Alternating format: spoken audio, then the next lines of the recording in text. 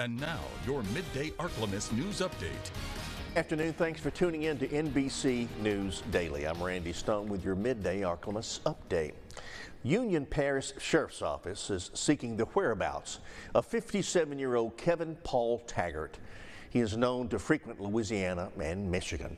Taggart has outstanding felony warrants for 4 counts of the theft of a motor vehicle, issuing worthless checks, 2 counts of felony theft, and illegal possession of stolen things. Total value of the items stolen or fraudulently obtained is over $163,000. If you have any information on the whereabouts of this suspect, please call the number listed on the screen. Staying in crime news, the Farmville Police Department would like to warn residents of Terrell Island Road to keep an eye out for the individual in the picture on your screen. The authorities are requesting that the nearby residents check their home security camera recordings to determine if he has accessed your property.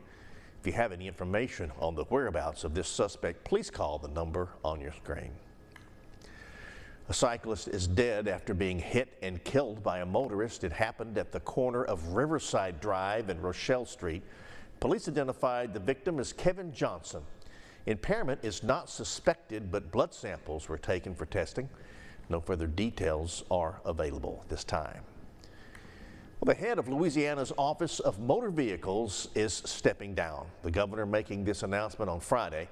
Dan Casey's resignation comes as the OMV system has been experiencing frequent outages. The governor says he will soon name an interim secretary.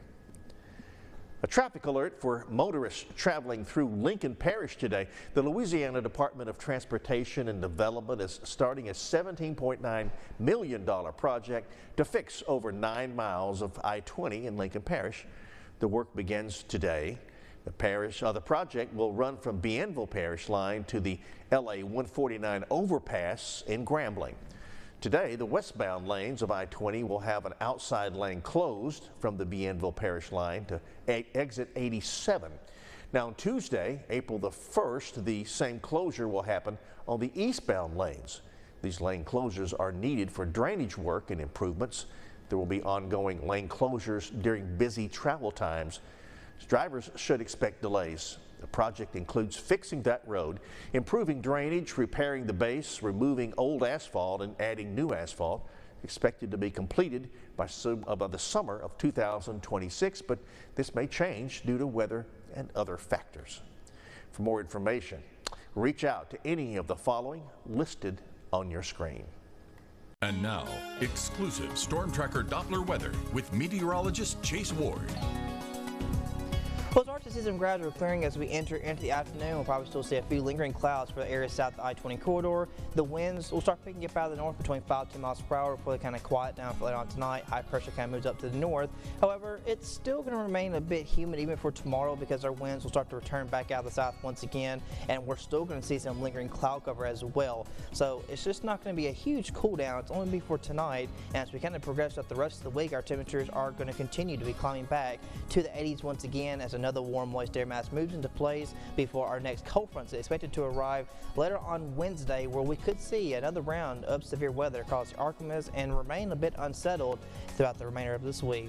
But tonight we'll see a low of 52 degrees, mostly clear. We will trend cooler tonight, and then tomorrow we're back to near 80 once again, a little bit warmer. Winds will continue out of the east about 5 to 10 miles per hour, and then picking up as we get towards Wednesday and Thursday back out of the south again.